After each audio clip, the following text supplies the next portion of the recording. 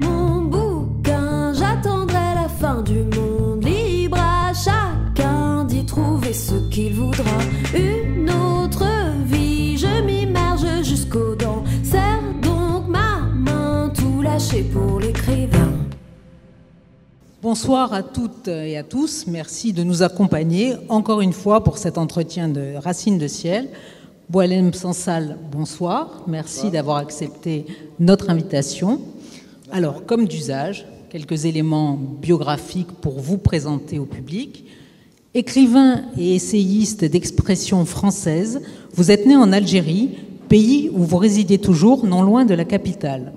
Titulaire d'un diplôme d'ingénieur obtenu à l'École nationale polytechnique d'Alger et d'un doctorat en économie, vous avez été enseignant, chef d'entreprise, puis haut fonctionnaire au ministère de l'Industrie algérien. C'est en 1999 que votre premier roman, Le Serment des barbares, paraît chez Gallimard.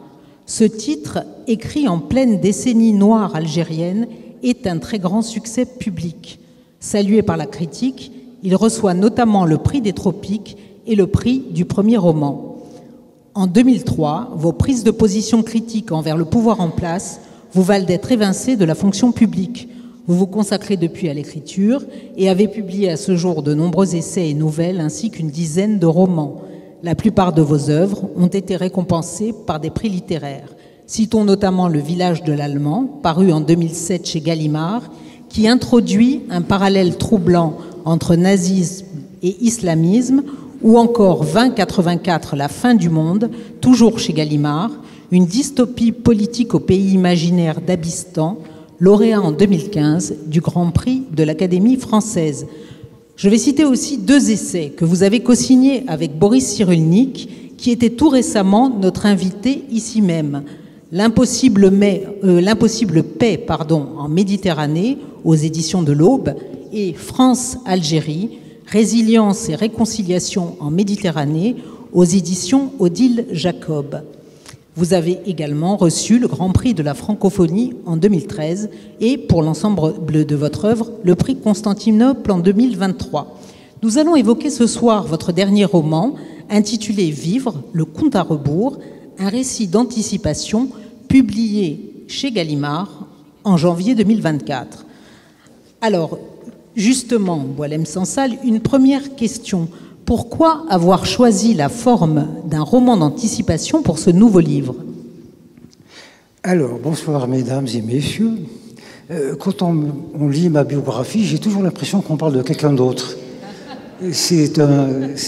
Oui, ça parle de choses que je veux oublier. La 10 années de guerre civile, et patati, enfin tout ce qui va avec, j'ai envie d'oublier ça. Mais bon, c'est un fait. Donc, ce n'est pas un livre de science-fiction ni d'anticipation, c'est vraiment la réalité. Je suis parti d'un fait réel. Le 19 décembre ou octobre, je ne me souviens pas exactement, 2019, état d'alerte générale, vous n'en avez pas entendu parler parce que c'était un secret d'État. C'est donc un peu partout dans le monde, les observatoires scientifiques qui observent l'univers ont vu arriver ce qui semblait être un vaisseau, un truc très étrange qui ne vient pas du système solaire, donc qui vient d'un autre univers, qui a la forme d'un cigare de 500 mètres, un diamètre de 50, et puis les observations, les calculs, notamment sur le rapport masse-taille, volume, dont à penser qu'il est vide, qu'il est creux. Un rocher creux, ça n'existe pas. Et là, bon. Et puis, ce n'est pas un objet naturel, parce que comment on appelle ça, une étoile filante, une comète, ça passe et ça disparaît. Non, là, c'est hop, il circule, il se balade. Et il s'est approché du Soleil à une distance telle que, normalement, si c'était un rocher, il aurait fondu. Et là, non, il s'est approché, il a tourné autour du Soleil, très près. Et puis il est reparti, et il est toujours là. Et à un moment donné, peut-être une semaine plus tard, enfin quelques jours, on a reçu un message radio qu'on ne sait pas traduire. Donc pour le moment, il est entre les mains des savants, des les spécialistes du décryptage, et ils essayent. Je ne sais pas si vous vous souvenez du film Contact avec Jodie Foster et tout ça. C'est exactement ça. On est dans ce truc-là. Alors, bon, moi, c'est mon travail. Moi, j'ai beaucoup travaillé ingénieur. J'ai aussi travaillé beaucoup pour la NASA en faisant des recherches sur les fusées, les machins. Donc, j'ai mes réseaux qui fait que j'étais au courant de tout cela. M'ont informé, m'ont passé des... J'y ai réfléchi. Alors, le côté scientifique est très intéressant pour le scientifique que je suis. Mais j'ai rapproché ça de quelque chose de plus ancien, de plus compliqué. Si on observe l'histoire, depuis 5000 ans, à peu près tous les 5-6 siècles, il y a la même chose. C'est-à-dire quelqu'un qui se présente comme étant un messager, qui dit « j'ai entendu une voix qui me dit que, en gros, la fin du monde est la naissance d'un nouveau monde ». C'est le cas, par exemple, d'Abraham, berger chez lui, tranquille.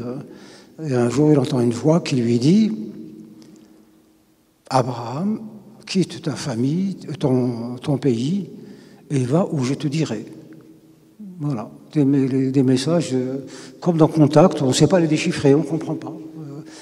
On n'est même pas sûr qu'on a... Peut-être on pense qu'on divague, Et Abraham, sur cette base-là, rassemble sa famille et part. Et pendant 40 ans, il va errer dans tout le Moyen-Orient, la Mésopotamie, la Turquie, Gaza, le Sinaï, l'Égypte, il remonte, Canaan. Et à un moment donné, il entend comme une voix la terre promise. Donc on est au stade où une entité promet une terre à des hommes, qui pourtant en avaient une. Ils étaient là-bas, chez eux en Chaldée, ils avaient leur terre, ils avaient leur truc. Mais ça, c'est une terre promise. 5 siècles plus tard, rebelote avec Moïse. Moïse qui était tranquille, pareil, il entend une voix qui lui dit Moïse, va sur le mont Sinaï. Quoi? Ben, il y va quand même. Et là, vous connaissez la suite, évidemment. Le buisson ardent, les tables de la loi. Il redescend avec les tables de la loi et démarre une religion. La religion d'Abraham s'est terminée, commence la religion de Moïse. Et puis, encore 5 siècles plus tard, Jésus, qui... Alors, c'est phénoménal cette histoire-là, parce que la Bible nous parle de Jésus avant qu'il naisse, ou juste au moment où il naissait, dans la crèche. Et puis on le perd de vue, l'histoire le perd de vue pendant 30 ans. Il réapparaît à l'âge de 30 ans, venant d'où, il était où, on ne sait pas. Et là, il a quelque chose qui lui rentre dans les oreilles, dans la tête. Et il va du côté du lac de Tibériade, et il trouve des gens, des pêcheurs, et puis il leur dit « Je suis le chemin, la vérité et la vie. Suivez-moi. » Et les gens le suivent. Et ça a fondé la fin d'une religion, la naissance d'une autre. Pareil, donc 5 siècles plus tard, avec Mahomet, qui entend des voix, l'ange Gabriel, qui lui dit, ben voilà, le Coran, etc., ce que nous savons. Donc moi, je me demande si ce vaisseau qui parle... alors, une information capitale, qui est vraiment très troublante, celle-là, c'est que le premier observatoire à avoir détecté la présence de cet objet, c'est un observatoire américain qui se trouve à Hawaï. Et les habitants d'Hawaï, au moins un mois avant la détection de il s'est passé un phénomène très bizarre au sein de la population, notamment dans une tribu, qui se sont mis, ils étaient dans un état bizarre, et ils disaient qu'ils entendaient des voix, mais ils ne savaient pas quoi. Et ils répétaient « Omua, Omua, Omua ». Omua chez eux veut dire le messager.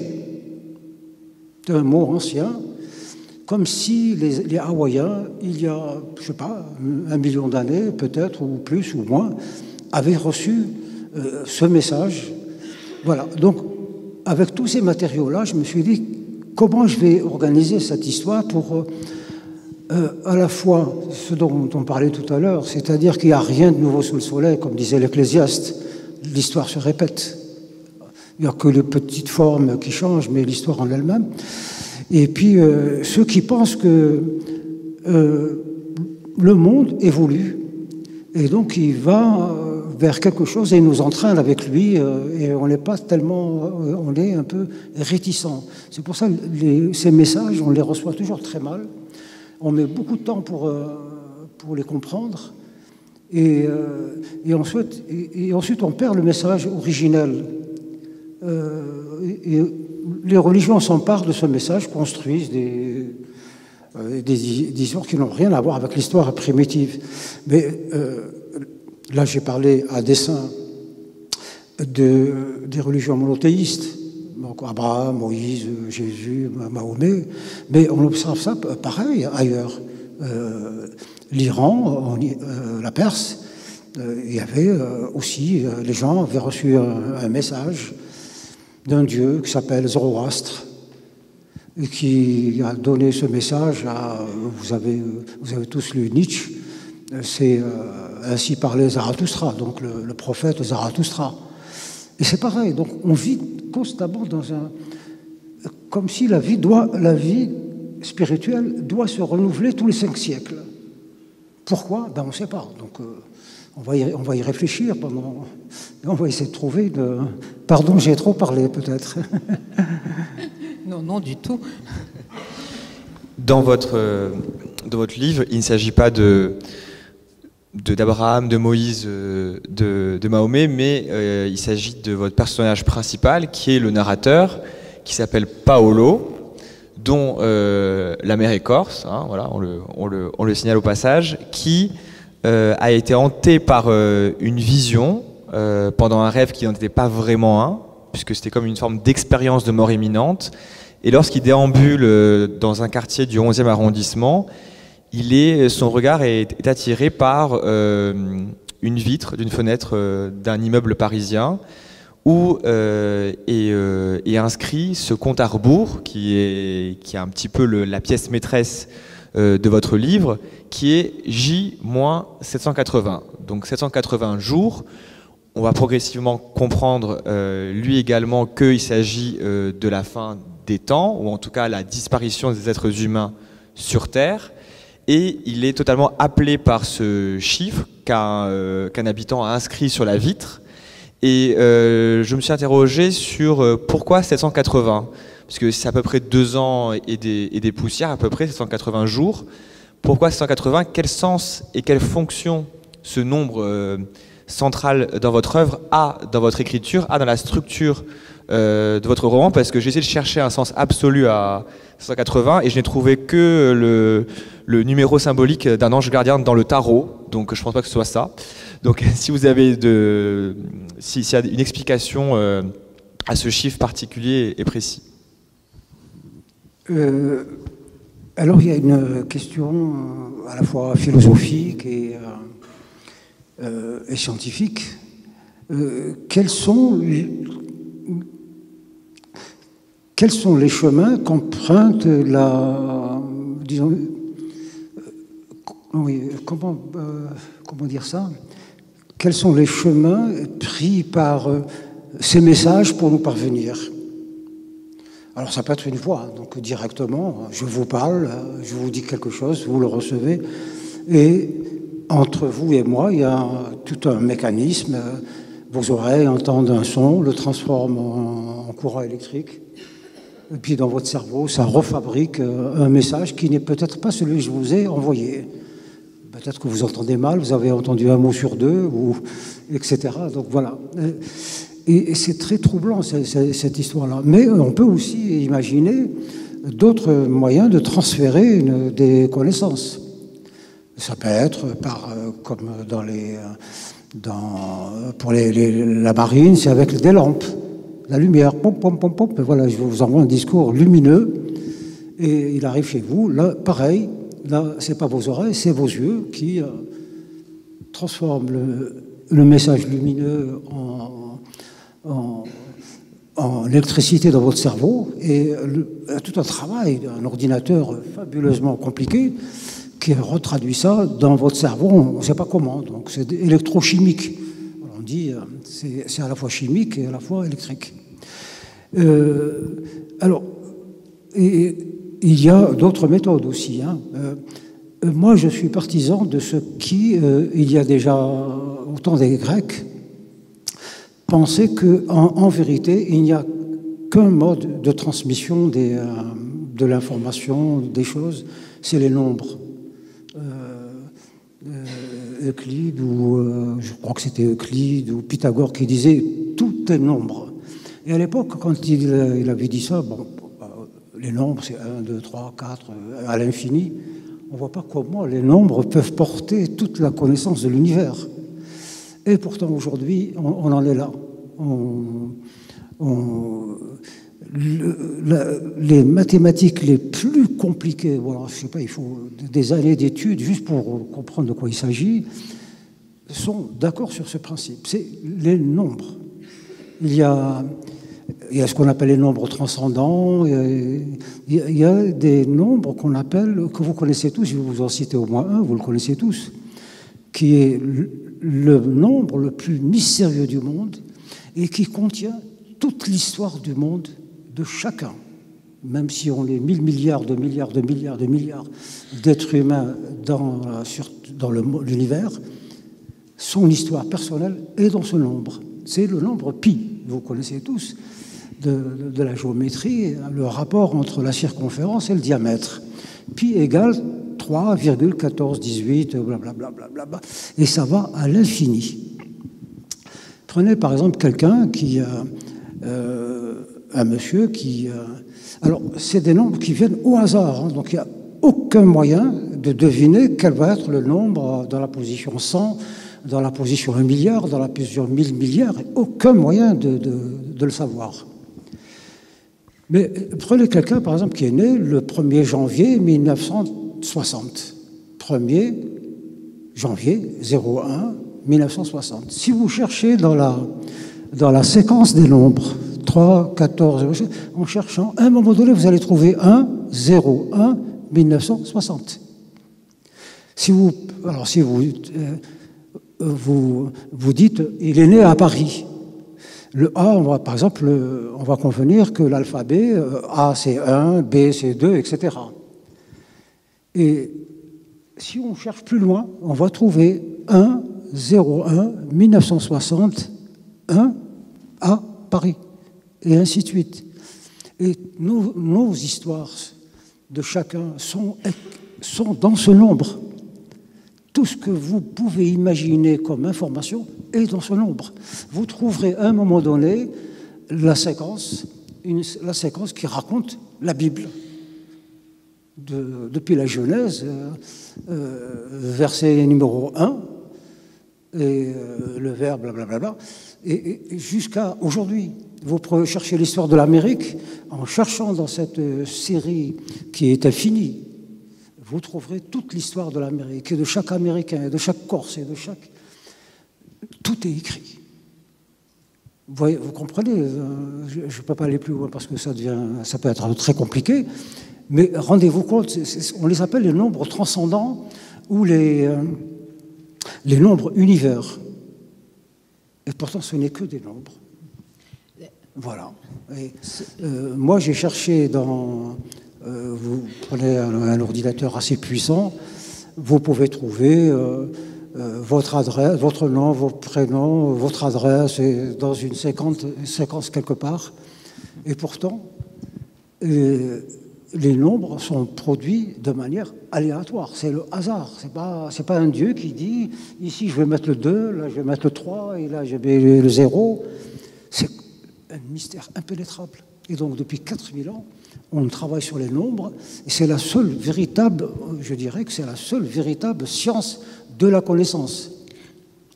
D'ailleurs, dans votre livre, ce n'est pas un hasard si le narrateur, Paolo, qui fait donc partie des appelés, est professeur de mathématiques. Alors je voudrais justement, dans la continuité de ce que vous venez de dire, lire un passage justement au moment où le narrateur harangue le lecteur en quelque sorte au sujet des nombres, justement.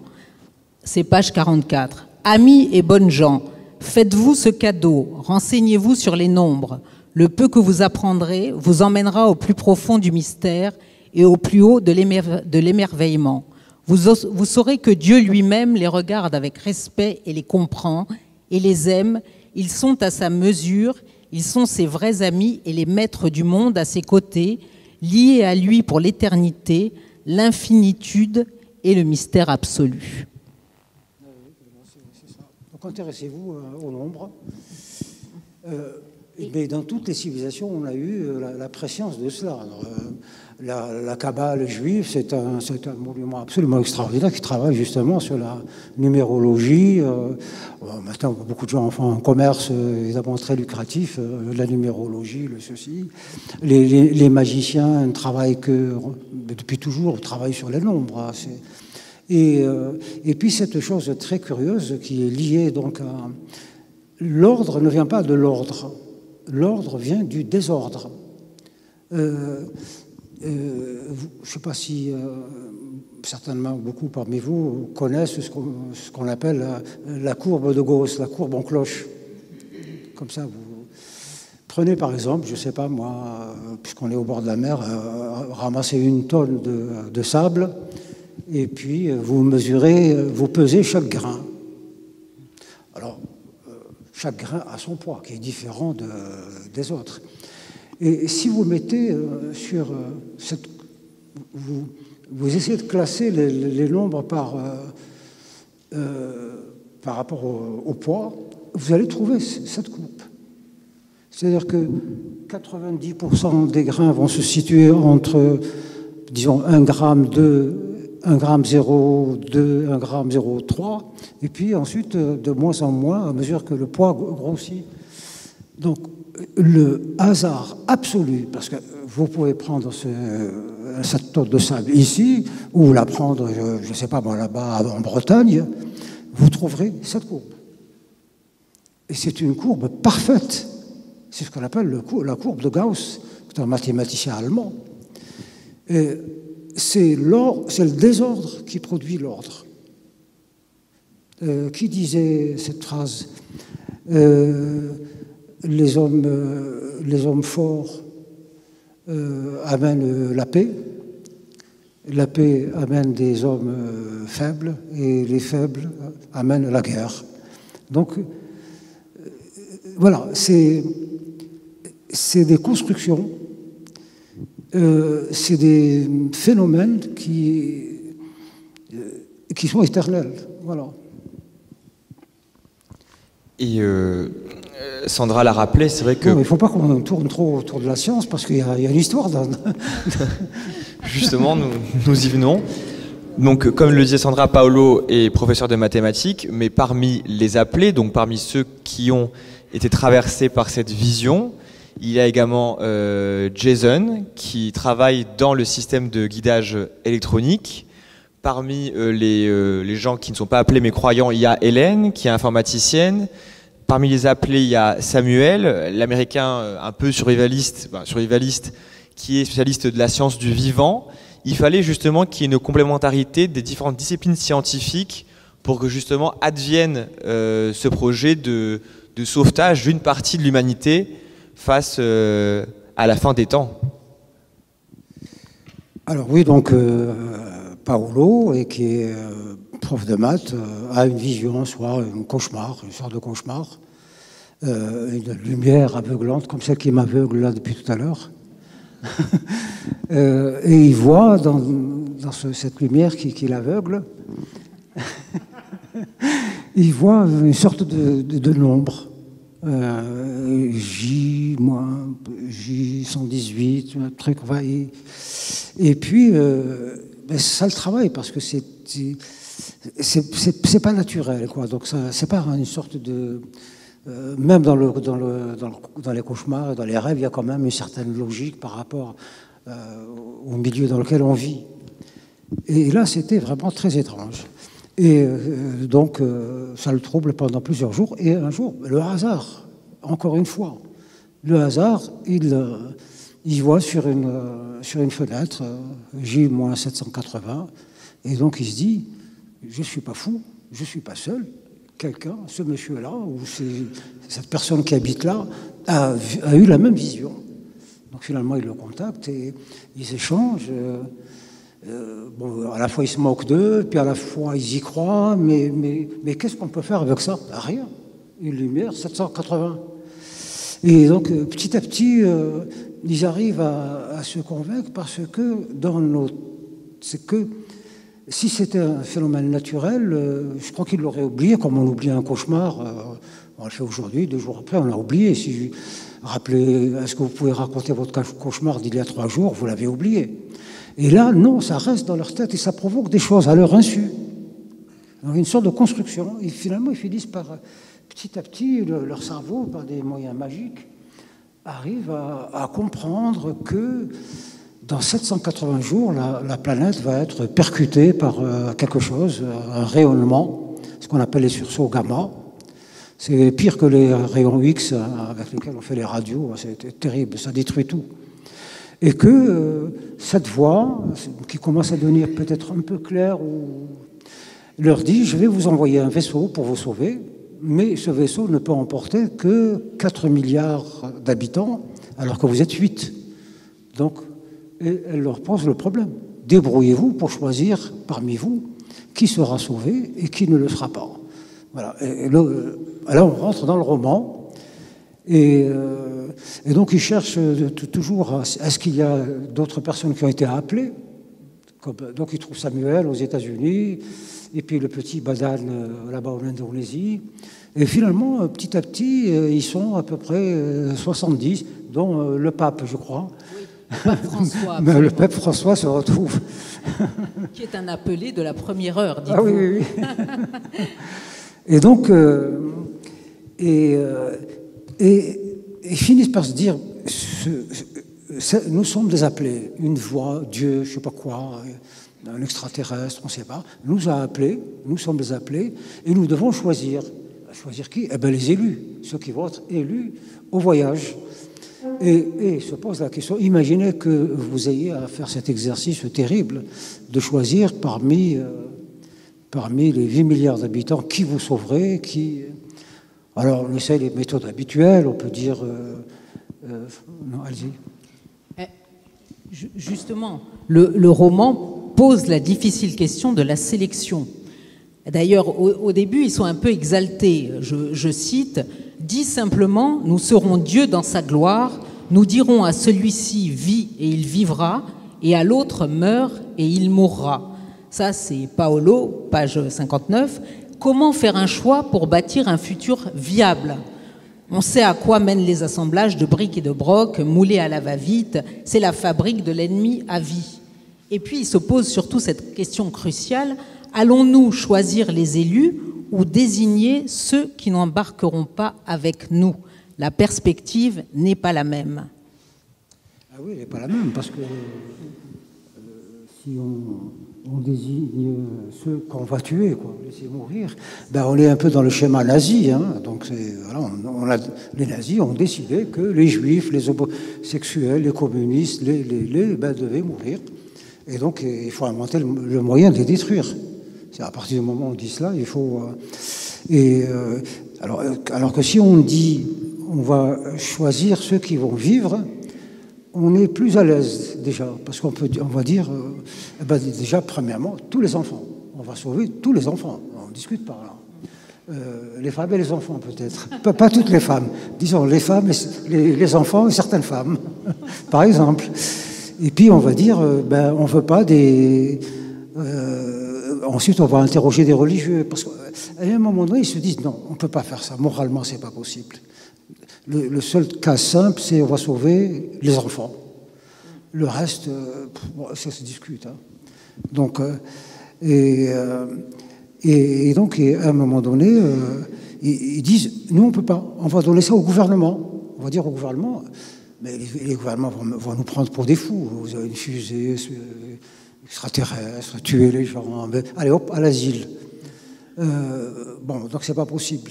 Alors ils disent, on va peut-être...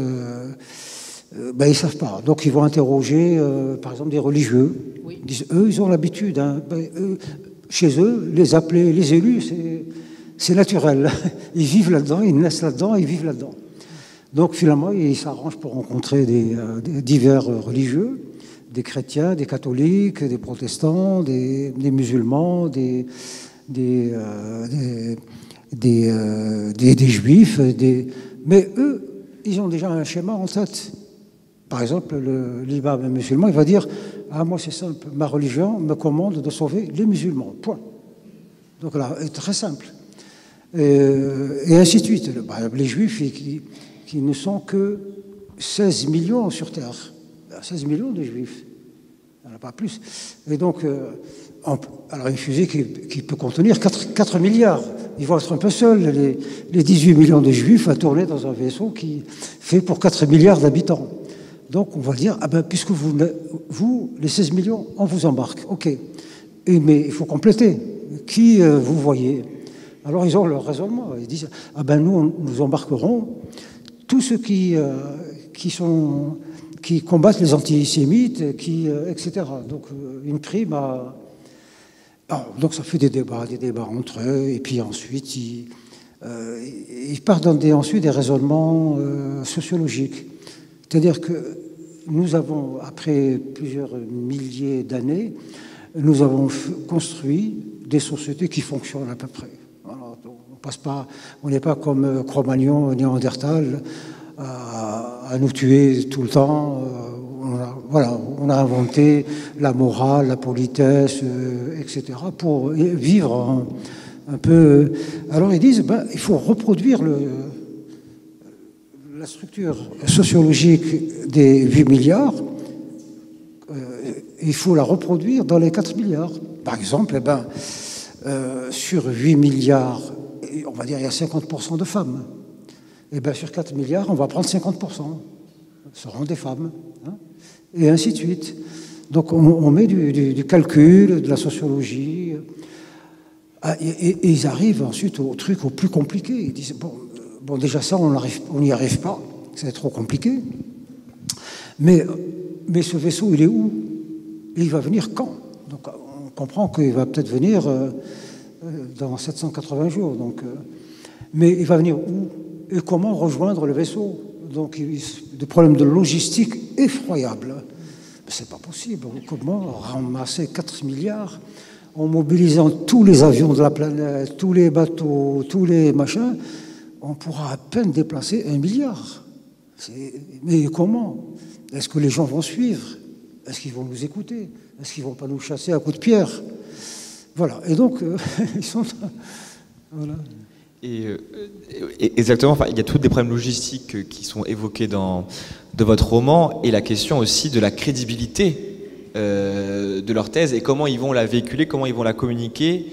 Et il y a un peu ce rapport très ambivalent à la religion, et vous l'avez évoqué en filigrane, qui est que à la suite de cette synthèse d'entretien avec les différents représentants des religions de l'humanité, d'ailleurs très, très caustique d'ailleurs, ils veulent s'affranchir de toute morale religieuse. Ils veulent justement essayer d'éviter l'influence d'une religion par rapport à une autre. Ils veulent justement s'affranchir de toute morale religieuse, mais pour avoir plutôt un procédé scientifique, rationnel, et vous l'avez dit, pour la sélection, il y a vraiment une quantification, une arithmétique qui est mise en place. Mais d'un autre côté, il y a aussi la nécessité de la croyance. Il faut susciter la croyance et l'adhésion à la croyance que dans 580 jours, il va falloir justement, pour une partie, les élus partir de la Terre pour sauver l'humanité. Et donc là, on est vraiment dans un rapport très ambivalent à la religion. À la fois, on veut s'en affranchir, mais à la fois, il faut quand même une croyance pour que les gens se fédèrent et fédèrent le mouvement de Paolo. C'est quand même assez paradoxal. Il y avait cette difficulté, c'est que si une histoire pareille nous arrive et qu'on est parmi les élus, Mais qu'est-ce qu'on va emporter avec nous? Ben, évidemment, nos petits vêtements, une petite valise de...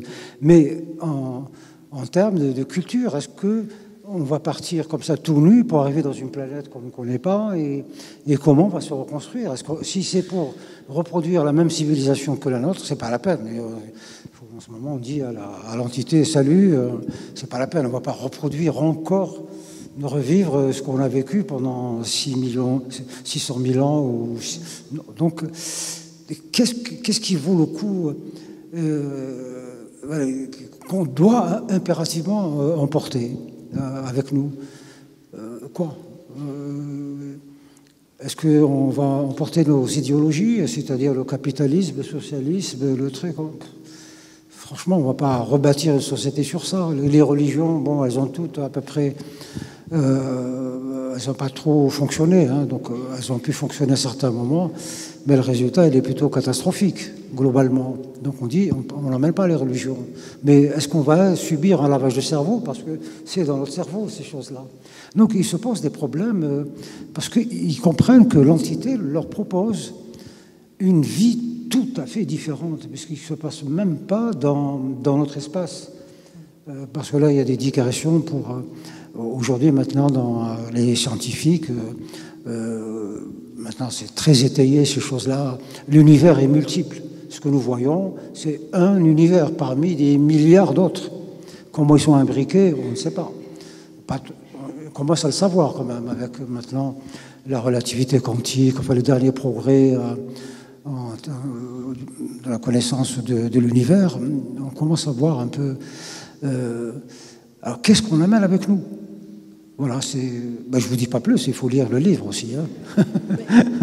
D'ailleurs, en appoint et en appui de ce que vous venez de dire, il y a un véritable moment de panique qui les saisit lorsqu'ils réalisent que dans le fameux vaisseau, il n'y aura pas Internet.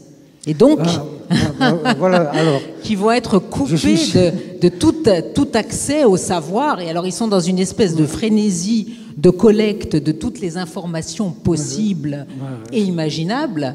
Et l'un d'entre eux leur dit, enfin, une des personnes qu'ils consultent leur dit, mais de toute façon, il ne faut rien emporter, puisqu'on va tout rebâtir à partir de zéro. Donc, ce moment est d'ailleurs très amusant. Hein. Oui, à un moment donné, et puis il parle ça donc, sur plusieurs chapitres, et à un moment donné, ils en arrivent, il y a quelqu'un qui... Et Internet, qu'est-ce qu'on va faire dans ce vaisseau qui va peut-être naviguer, alors je crois, un chiffre est donné, je crois 1000 ans. Tout à fait. Le voyage dure 1000 ans, mais dans un univers où la vitesse est 1000 fois supérieure à la vitesse de la lumière, qui pour nous est indépassable. Dans l'univers où nous sommes, on ne peut pas dépasser la vitesse de la lumière. Et là, c'est dans un univers où la vitesse de la lumière, c'est un petit truc de rien du tout. On navigue à la vitesse que l'on veut. Et là, ils prennent connaissance que nous sommes maintenant prisonniers de l'Internet.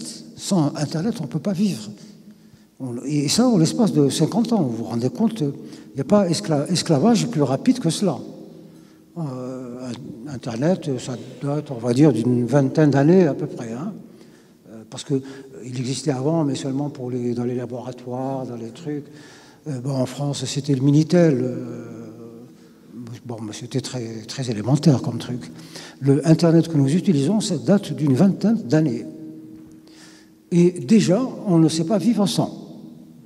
On ne sait pas vivre. Nous avons tous un téléphone sur nous et on passe notre temps à consulter quoi? Rien.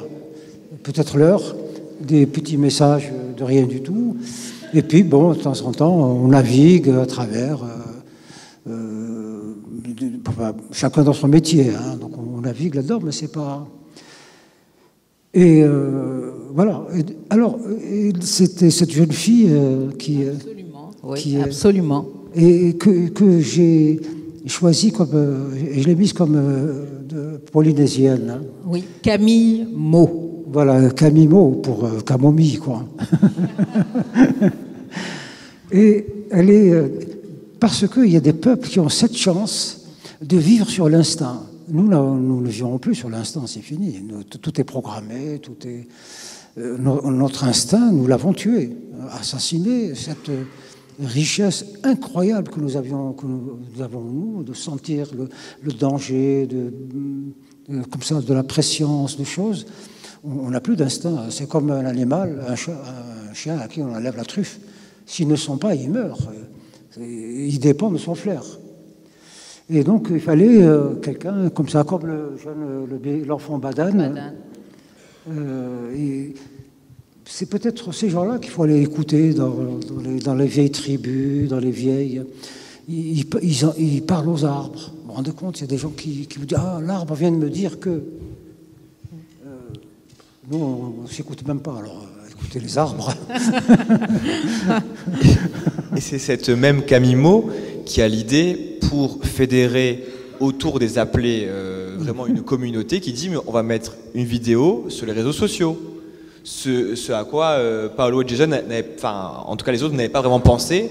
Elle a une intuition comme ça qui est de dire pour vraiment fédérer, on va mettre une vidéo sur les réseaux sociaux à un tel point que c'est une communauté qui commence à avoir un certain succès, à tel point que le FBI, alors ça c'est assez burlesque, le FBI les contacte. Le FBI contacte la communauté. Oui, parce qu'évidemment, comme nous sommes tous surveillés, nous sommes tous surveillés de manière aléatoire, c'est-à-dire on ne surveille pas madame parce que c'est madame. Les grandes oreilles américaines entendent tout ce qui passe par téléphone. Et c'est un ordinateur qui choisit d'écouter comme ça au hasard. Donc on va choisir vous au hasard. Et puis on me dit si elle pense ça, donc certainement sa voisine pense la même chose. Donc à partir de là, on peut cartographier les opinions à travers le monde. Donc c'est des calculs mathématiques assez élémentaires d'ailleurs. Et donc c'était quoi déjà la question ? Non, ce n'est pas une question, c'est justement que grâce aux réseaux sociaux, la communauté prend de l'ampleur et que le FBI commence à les surveiller. Il commence à avoir un rapport un peu au début d'amitié avec le FBI qui est un peu fasciné par ce nouveau mouvement qui pense un peu complotiste. Et progressivement, le rapport va évoluer entre le FBI et les appelés. J'ai toujours pas compris. Non, parce qu'il y a beaucoup d'échos. Vous m'entendez ou pas? Oui. Non, oui, justement, ce qui est intéressant, c'est le rapport entre les forces gouvernementales, notamment le FBI, et cette communauté qui prenait de plus en plus d'ampleur, et voyant de plus en plus deux forces concurrentes, que ce soit les forces politiques et la force de cette communauté qui ne fait que grandir. Voilà, ça me revient. Oui, donc oui, forcément... Les services secrets, les services de renseignement savent tout. Ne vous faites aucune illusion, ils savent tout sur tout le monde. Maintenant, après, si c'est pas dangereux, on laisse faire. Et donc, à un moment donné, ils sont repérés parce que ils sont tout le temps sur Internet à se documenter. Donc, ils cherchent de l'information. Alors, ils consultent toute la littérature de la science-fiction. Et puis ces mouvements et notamment ces mouvements qui annoncent un nouveau monde. C'est les raéliens, vous connaissez? Voilà, comme Raël, un chanteur qui a trouvé une façon de gagner beaucoup d'argent en s'amusant, en disant il a été contacté par des extraterrestres et puis il l'a ramené chez lui pour lui donner un message. Et donc, ce message, c'est quoi? Et bien, il dit... J'ai été chez les extraterrestres, ils m'ont dit il faut dire aux gens qu'il faut vivre heureux et être bien. Voilà, si c'est si c'est aussi simple que ça, on va tous monter demain des trucs comme ça pour gagner beaucoup d'argent. Alors... Et voilà.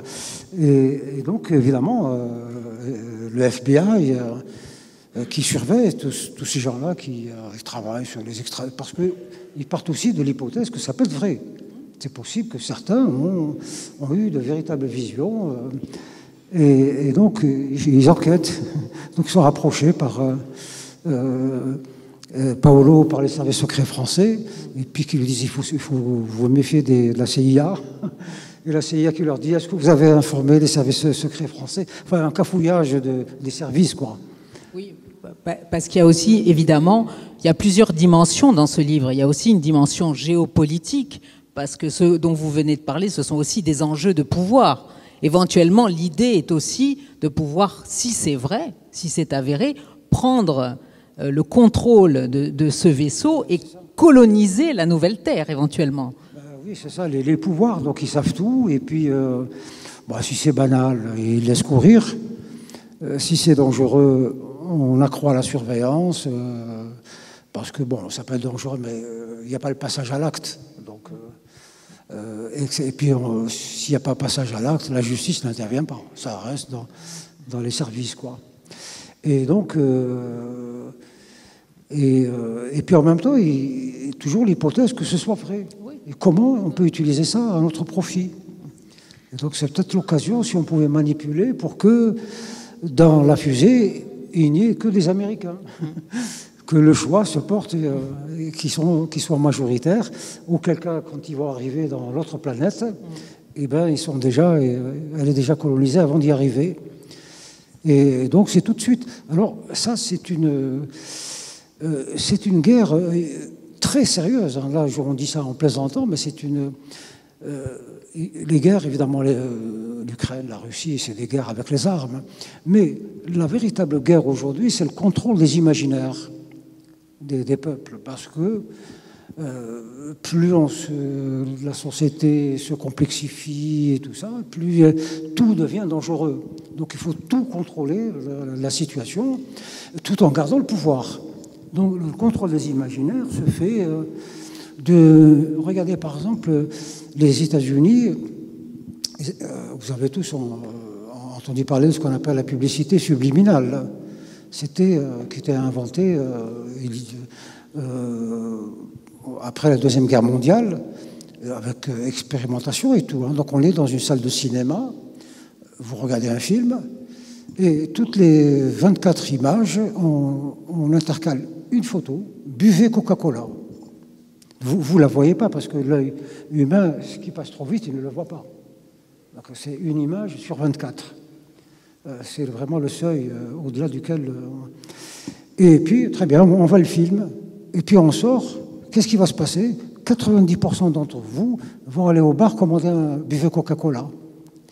Parce que, durant les 2 heures du film, toutes les 1/24e de seconde, il y a quelque chose, un flash, buvez Coca-Cola, buvez Coca-Cola. Et donc, à la fin de la séance, vous avez une soif terrible, et vous sortez, vous courez au... Donc, le contrôle des imaginaires aujourd'hui est très important. Il y a des gens qui excellent dans ça. L'islam maîtrise parfaitement cette chose-là. À l'époque, quand l'islamisation a démarré en Algérie, alors, il y a le prêchi-prêcha, donc on comprend que c'est avec ça qu'ils veulent s'emparer de l'imaginaire des gens, et Dieu, et Allah, et le bonheur, et les houris, les déesses après la mort. Il y a un discours qui fonctionne. Mais en réalité, il est nullissime, ce discours. Et ils le savent il est nul. Les gens ne croient pas au prêchi-prêcha. Personne n'y croit. Mais ils vous mettent dans une condition où petit à petit, votre imaginaire vous échappe. C'est-à-dire vous ne pensez plus... À force de vous parler de religion, votre cerveau gauche va s'arrêter. Et seulement la partie droite du cerveau fonctionnait parce qu'elle est dans l'imaginaire. Et elle récupère des petits bouts de trucs comme ça, et ça fait une sorte de mayonnaise. Et puis, tout bêtement, le matin, vous vous levez, vous allez à la mosquée, vous vous retrouvez à la mosquée, à genoux, et vous ne savez pas comment. Et puis, quand vous discutez avec eux, ils ne connaissent pas un mot du Coran, pas une phrase, rien, des trucs comme ça. Ça a déclenché des processus mentaux qui mènent à cela. Eh bien, on est exactement aujourd'hui avec des... Alors, avec l'intelligence artificielle qui arrive, ça va être fabuleux, là. On pourra faire de nous à peu près ce qu'on veut. Voilà, quand on vous envoie des messages à travers... vous avez tous vu ce film de science-fiction où obéis, hein, voilà, donc partout dans la ville, sur la publicité, c'est obéis, mange, bois, obéis, mange, bois. Et puis votre cerveau se rétrécit, et votre vie se réduit à obéir, manger, dormir, vous ne voyez plus que ça. Vous parliez des guerres des imaginaires. Il y a dans votre roman un fait assez burlesque qui est le conseiller municipal de Syracuse en Sicile qui lui est un peu en proie à un conflit entre deux imaginaires puisque c'est un appelé. C'est un appelé, mais il est inquiété parce que dans le vaisseau, il souhaite disposer des icônes saintes siciliennes, notamment la Madonna della Lacrime, pardon. Et ce qui est assez risible, c'est qu'il kidnappe entre guillemets sainte icône qu'il retire pour les emmener avec lui dans le vaisseau, comme s'il y avait en lui deux imaginaires qui cohabitaient et qui faisaient cohabiter ensemble. C'est comme quoi même dans une seule personne, il peut y avoir ce conflit entre deux imaginaires. Vous faites référence donc à la disparition de la Vierge dans les... c'est mon chapitre préféré. Je me suis vraiment beaucoup amusé à l'écrire. Mais en même temps, c'est une vérité. C'est que, donc, à un moment donné, comment on peut appeler ça, un édile, conseiller municipal, ou un truc comme ça, s'empare de Notre-Dame, une statuette de la Vierge. La Madonna della la Madonna, ouais. Il s'en empare parce qu'il pense être un élu, donc il veut emmener avec lui là. Et donc il déclenche tout c'est une guerre en Italie, tout le monde cherche la Madone et il veut pas dire où il l'a cachée. Donc tout le monde le presse. Alors on finit par le convoquer à Rome pour lui dire, enfin écoute, voilà. Et il est reçu par le pape et en audience privée, secrète. Et finalement, on découvre plus tard, à la fin du roman, que le pape c'était un appelé et qu'il avait participé à l'enlèvement de Notre-Dame de la Madone. Oh, c'est assez marrant, ça. Ça, c'est une question aussi qui se pose dans tous les pays. Moi, j'ai découvert ça, c'est très étonnant. Tous les pays, on ne sait jamais comment fonctionnent les États. C'est très, très compliqué. Il y a toujours un tiroir dans un tiroir dans un tiroir. Tous les États travaillent sur l'hypothèse qu'un jour, il y a la guerre et qu'il faut sauver les objets d'art. Qu'est-ce qu'il faut sauver? Alors, vous ne le savez peut-être pas, mais ici et là, en France, dans des grottes de sel en général, très profondes et tout ça, eh ben, on stocke beaucoup de choses. Au cas où il y a une guerre, que la civilisation est anéantie et qu'on puisse repartir de... Donc on a des bibliothèques où on a numérisé tout le savoir de l'humanité qui sont cachés à 300 mètres de profondeur, etc. Mais aussi des œuvres d'art. Et puis on les remplace par des copies. C'est peut-être une copie celle-ci, que le vrai est à quelque part. Et c'est vraiment très étrange le fonctionnement. Moi j'ai découvert ça quand j'étais un enseignant, un chercheur. Mais j'avais été, parce que j'avais écrit un livre sur la dette. Et que j'ai découvert que j'étais le seul en Algérie à avoir écrit un livre sur la dette. Et du coup, tout le monde cherchait après moi. Et je me suis retrouvé conseiller du gouvernement sur cette question. L'Algérie était tellement endettée, c'était la faillite. Il fallait donc passer par le Fonds monétaire international. L'économie libérale n'était pas connue, l'Algérie était socialiste, donc on ne connaît pas ces choses-là. Mais moi, par curiosité, mon doctorat portait sur cela. Voilà, que j'ai fait ici, je ne l'ai pas fait en Algérie. Et donc je suis rentré dans la haute administration, conseiller du chef du gouvernement pendant 5-6 mois, et puis ensuite dans l'industrie. Mais derrière l'État, il y a un État, et derrière ce deuxième État, il y a un État. C'est très compliqué. Les États créent des structures. Certaines on les crée ponctuellement, elles font une mission, puis elles disparaissent.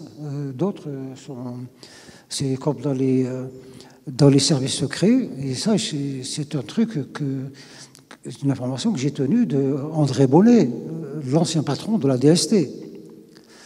Et je lui dis, mais l'organigramme et tout ça, Il me dit, je suis directeur général de la DST depuis je ne sais combien, et je ne sais pas comment elle est organisée.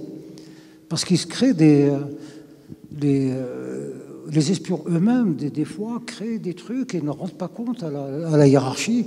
La CIA, c'est pareil, le FBI, il y a eu pas mal de films américains où ils montrent que la CIA elle-même découvre des organisations en son sein qui travaillent secrètement sur, comme dans ce film où, au début du film, on voit un bonhomme, enfin un gang, qui rentre dans une sorte de bibliothèque, autrement, il tue tout le monde. Vous vous souvenez de ce film-là?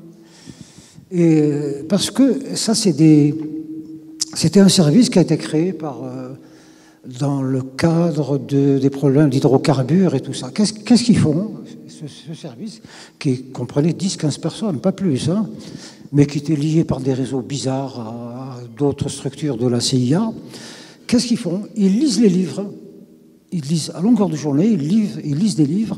Et puis, tout ce qui leur paraît intéressant, ils le soulignent, il est numérisé, mis dans un ordinateur. Voilà ce qu'ils font. Et donc, en additionnant des bribes d'informations collectées par-ci, par-là, ils avaient découvert que dans telle région, il y aurait, on a découvert, je sais pas, en Iran ou un truc comme ça, et que ce serait trop dangereux pour les majors américains qui détiennent 90% du marché. Si un petit pays à côté trouve un gisement extraordinaire, voilà. Donc on tue tout le monde pour que cette information ne sorte pas. Alors ceux qui ont écrit le livre sont tués, etc. Voilà. Donc là, je ne sais pas ce qui va être. On peut peut-être trouver des choses dans mon livre qui fait que...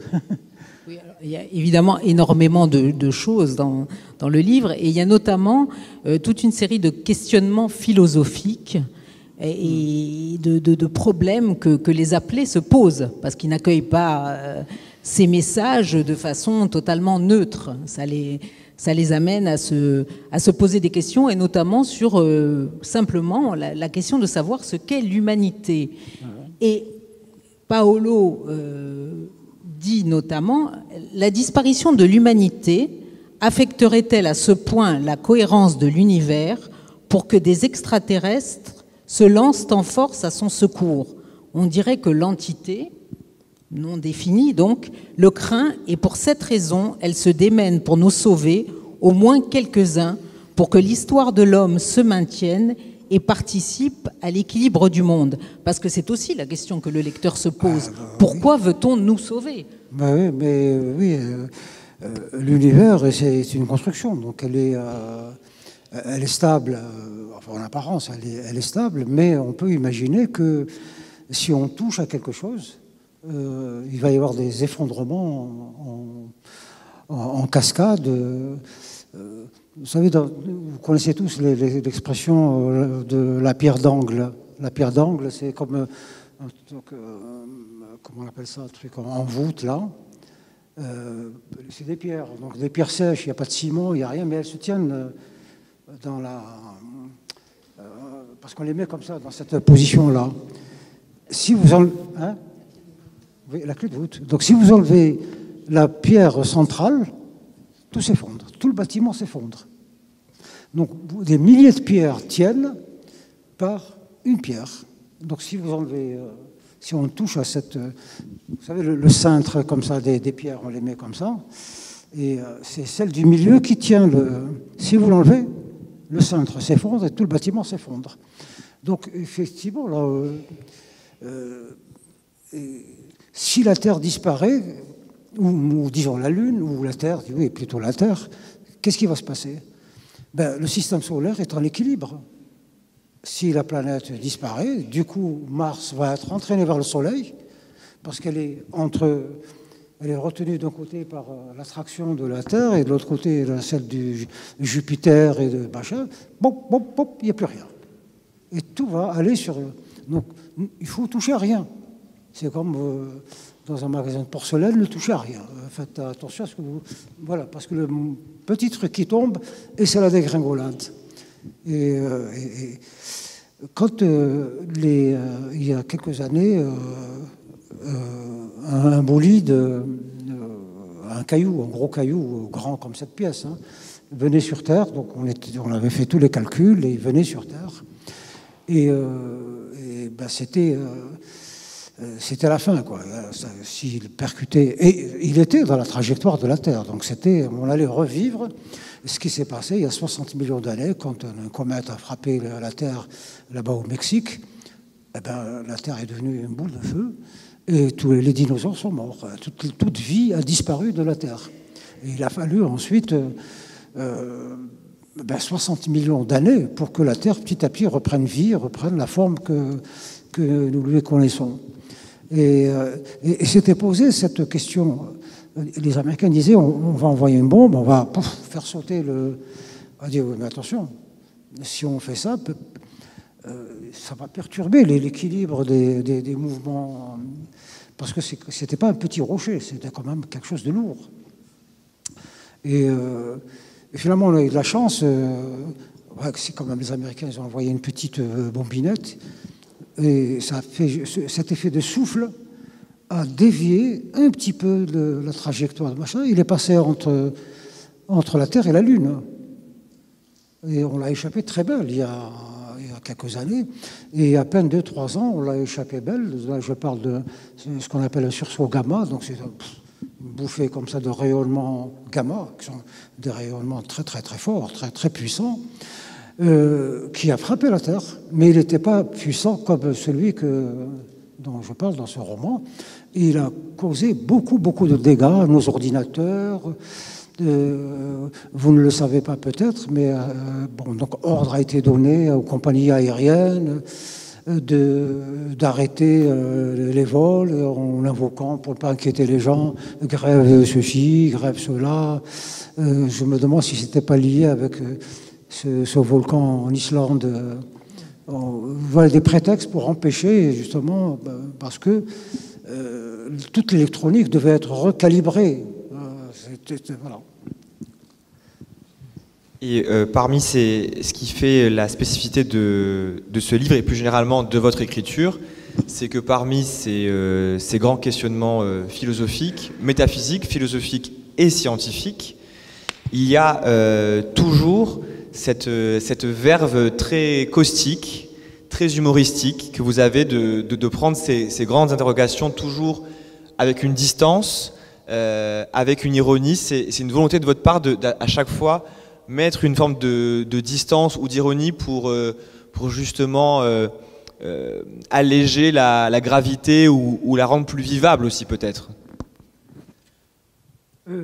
Bon, moi de mon métier d'enseignant, pas très longtemps, je sais l'intérêt de la pédagogie. Donc il faut, surtout quand on essaie de passer des idées comme ça, un peu scientifiques, rébarbatives, compliquées, que j'ai pas évité, mais que j'ai mis dans un chapitre à part à la fin pour ceux qui ont les connaissances nécessaires pour peuvent rentrer là-dedans.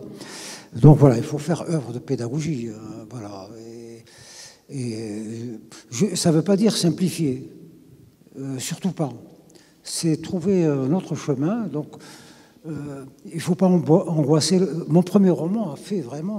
Il a dû causer beaucoup de crises cardiaques et tout ça. C'est le serment des barbares. J'ai raconté la violence de l'intérieur. C'est très mauvais comme pédagogie, parce que c'est très angoissant. Il faut la raconter de l'extérieur pour que le lecteur puisse prendre du recul par rapport à cela. Voilà, donc, et là c'est pareil, c'est trop... et puis je sais qu'en général, les gens n'aiment pas les mathématiques. Voilà, c'est vraiment là, c'est la science rébarbative, alors que moi je vous conseille tous, arrêtez tout ce que vous faites, faites des maths. Comme disait Chirac, mangez des pommes et buvez de la bière.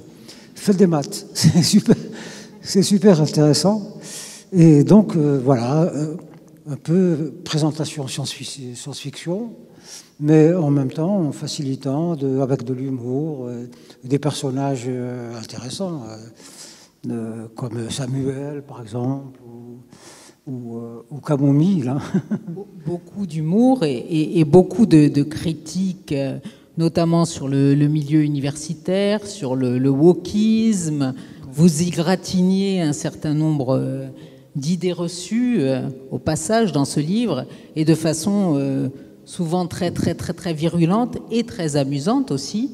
Il y a notamment un passage très intéressant dans lequel le narrateur, Paolo, dont je rappelle qu'il est professeur, se défend de tout procès en racisme anti-blanc en écrivant une lettre, justement, par le biais de laquelle il bascule dans le camp des wokistes. Alors, je vais peut-être vous la lire. Ça permettra au public d'entendre un exemple significatif. Si l'on s'en souvient, mon idée première était de me garer de l'université et de me consacrer à plein temps à la mission que l'entité nous a attribuée. Mais lors de notre conférence d'Onondaga Cave, une caverne plus majestueuse que la grotte de Massabielle à Lourdes, Jason et moi avons révisé nos plans sur la vie de Samuel. Nous avons jugé plus sage de continuer à vivre normalement et d'attendre l'arrivée du vaisseau qui activera nos applications téléchargées et nous installera officiellement en tant que commandant en titre de l'opération Arche de Noé dans ces 3 stances sélectionnées, embarquées, installées. Autre jolie nouvelle à noter, j'ai désamorcé le procès en racisme blanc qui m'était intenté en publiant une lettre dans l'étudiantéclairé.fr, le journal en ligne des étudiants de l'université. Elle a fait miracle. De proscrit promis à la charrette, elle a fait de moi le wokiste de l'année, le meilleur blanc anti-blanc qui soit, et le champion de l'écriture inclusive. Je l'avais libellé ainsi. Chers étudiants,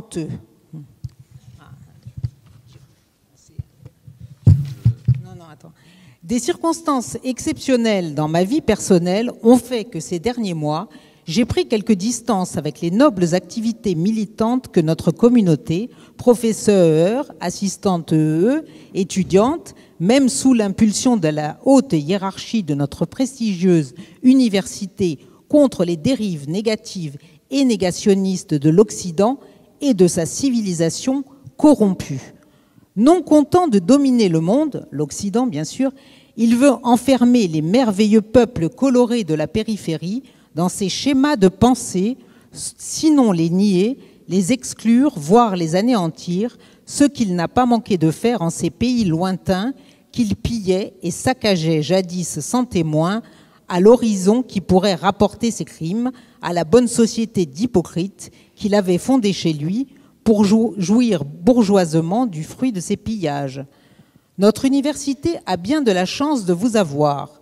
Avant les autres, avant nos amies américaines, woks, vous avez compris l'unité profonde du monde et la nécessité pour lui, pour elle, de transmettre un enseignement débarrassé des germes de la division et des définitions péremptoires, arbitraires et péjoratives, facteurs de haine et de violence, édictées par l'homme blanc, sans oublier sa compagne blanche, qui souvent est plus venimeuse.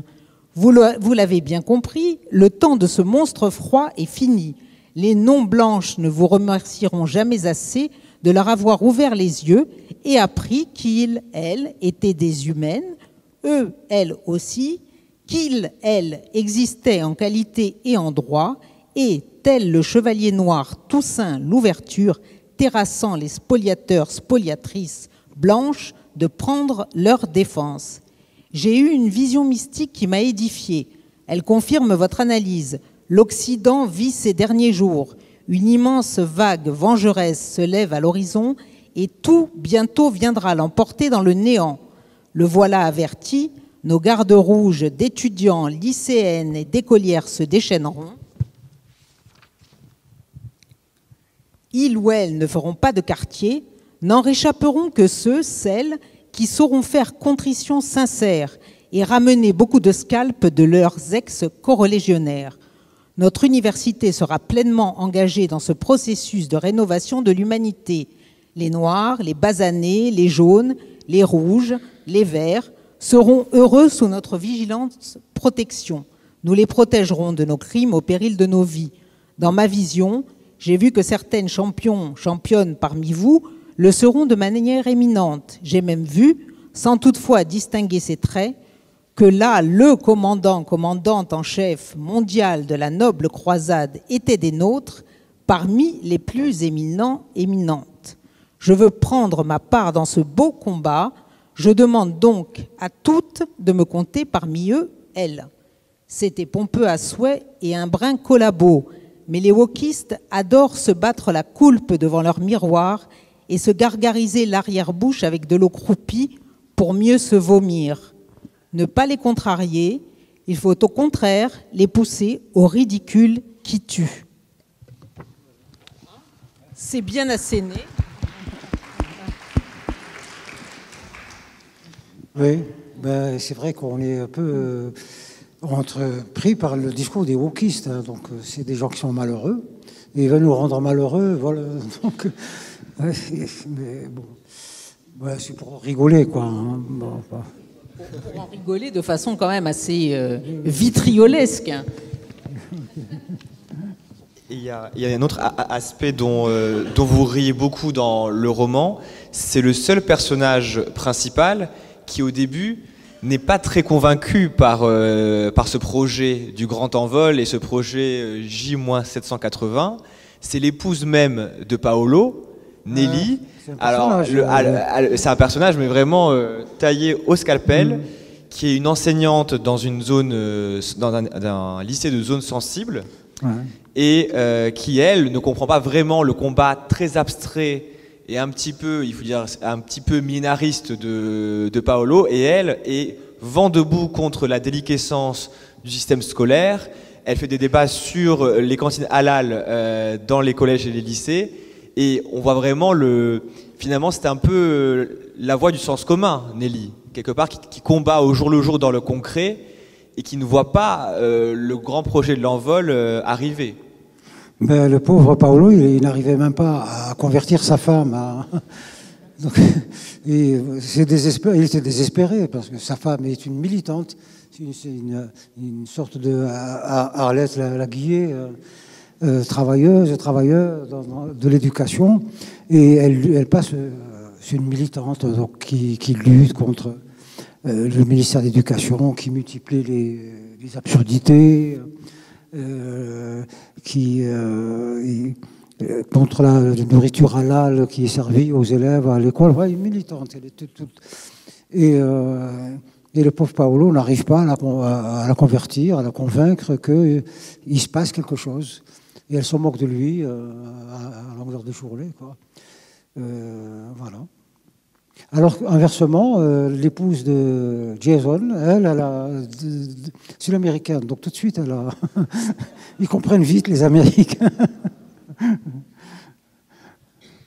Mais c'est vrai, mais d'ailleurs, Hélène, donc, qui croit justement au projet, je dirais presque cosmique des appelés, justifie sa croyance en disant mais de toute façon ce qu'on ne peut pas ce que l'on ne peut pas prouver que cet énoncé est faux, eh bien il faut le tenir comme potentiellement vrai, ce qui est quand même la trappe et le carburant de tous les complotismes, parce que si on peut estimer que si on ne peut pas réfuter quelque chose qui est faux, on peut le croire potentiellement vrai, c'est exactement ce dont se nourrit tous les complotismes. Donc c'est vrai que Hélène, elle a quand même un penchant, en tout cas peut-être américain ou même plus large, vers une forme de crédulité, vers des thèses un peu complotistes. Vous voyez un peu dans quelle situation complexe on se trouve entre des raisonnements divers et variés qui se contredisent. Enfin, le pauvre pèlerin, comment voulez-vous qu'il se détermine et surtout quand on est jeune, on n'a pas de formation. Entre le discours des mensonges politiques, les wokistes, les prédicateurs, et même la presse qui finalement travaille plus pour ses patrons que pour le public, pour ses lecteurs. Donc on est dans un univers, une fantasmagorie, Et trouver son chemin là-dedans, c'est très très difficile. Et ce qu'il y a de terrible, c'est que quand on ne sait pas trouver son chemin, eh ben, on ne cherche plus. On abandonne, on désarme.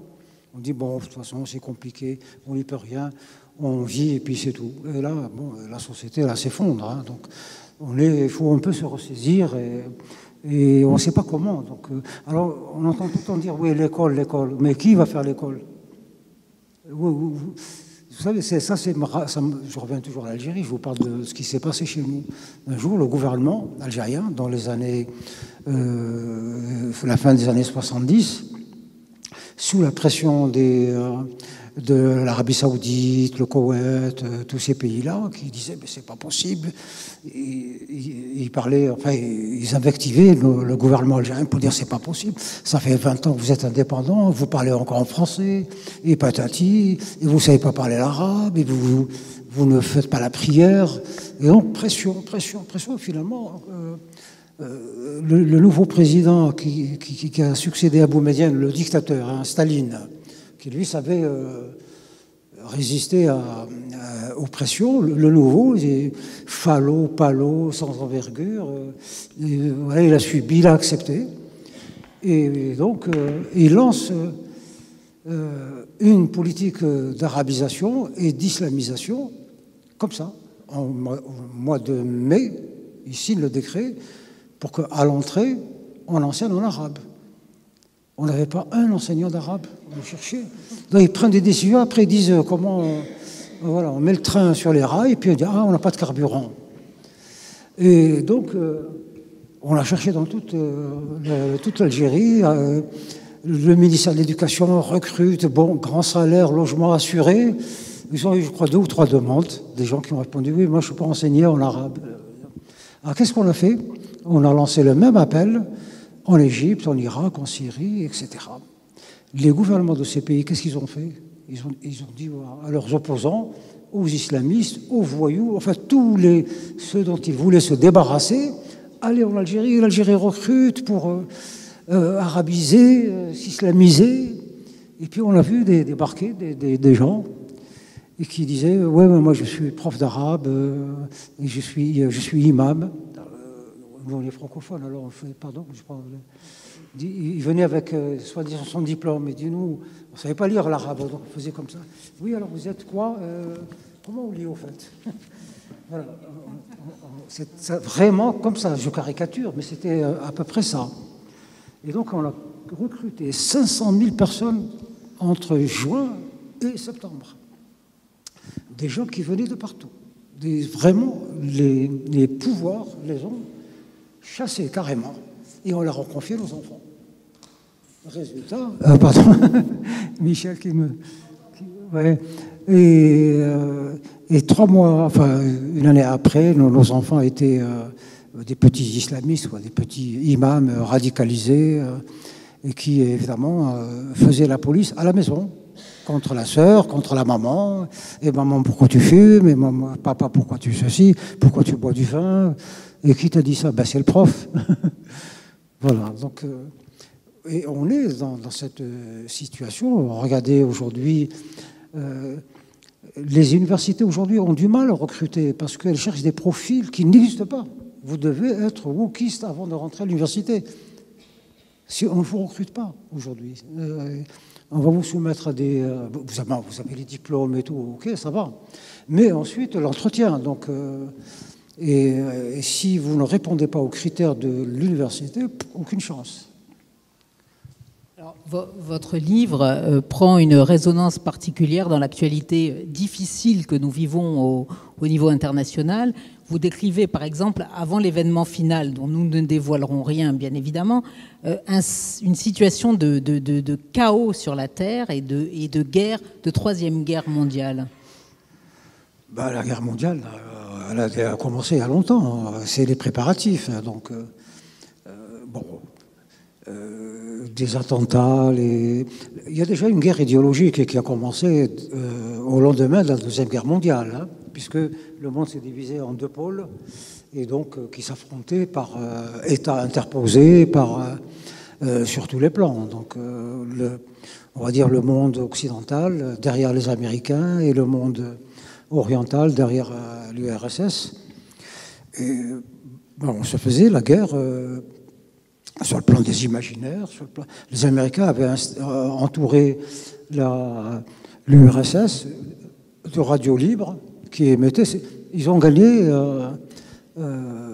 L'Amérique a vaincu avec les radios libres qui étaient installées un peu partout. Et qu'est-ce qu'on fait?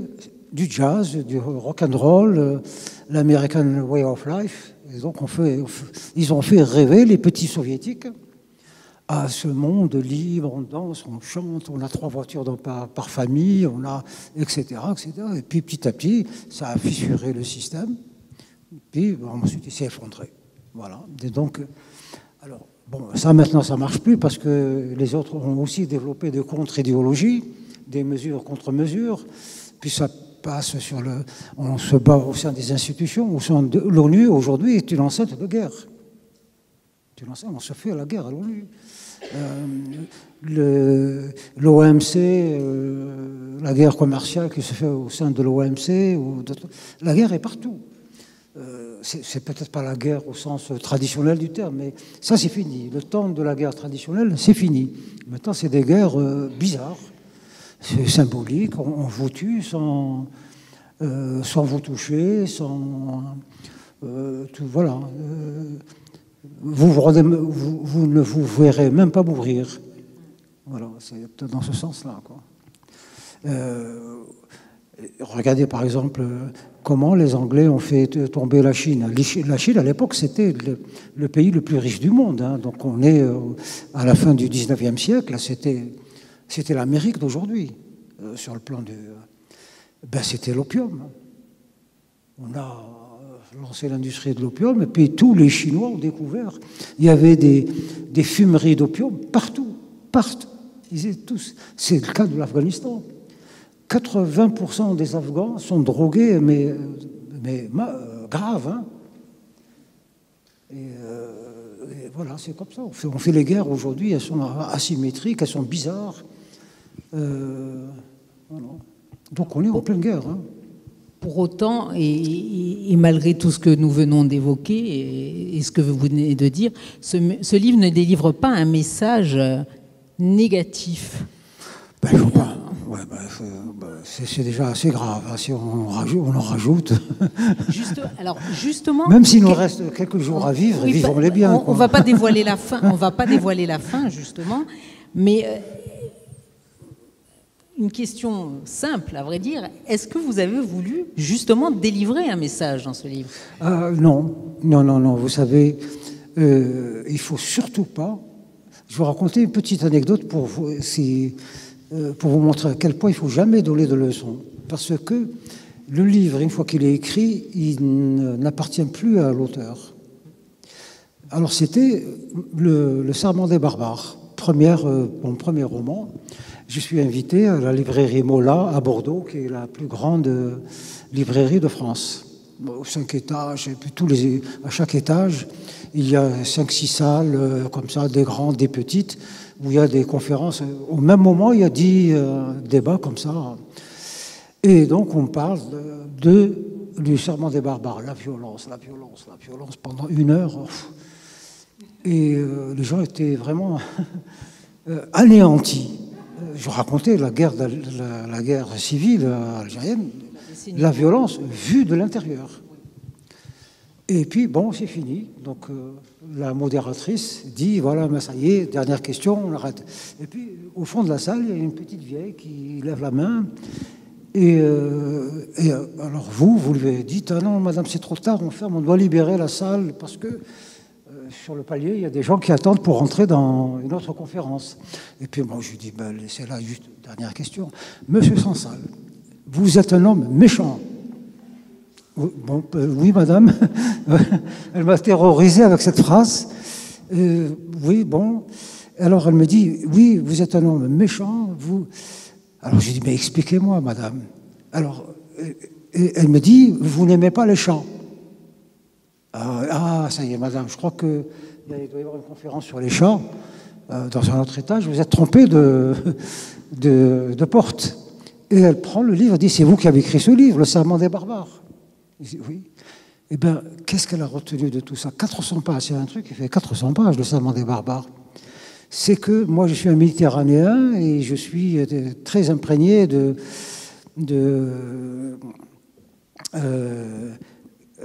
Sancho Panza, Cervantes. Et moi, j'utilise beaucoup les proverbes, bon chat, bon rat, il n'y a pas de quoi fouetter un chat. C'est tout ce qu'elle a retenu. Voilà. Et c'est vrai que quelquefois j'ai dit, oui, mais le chat, il faut le battre, quoi. Il faut battre son chat avec une allusion. Et c'est tout ce qu'elle a retenu. Donc, il faut faire très attention, il ne faut surtout pas chercher à raconter ce qu'on voit. Et puis le lecteur fait ce qu'il veut du livre. Il le lira ou il ne le lira pas. Eh bien, donc, nous laisserons le lecteur lire, découvrir et chercher ou pas le message. Merci, Boualem Sansal. Merci, Boualem Sansal.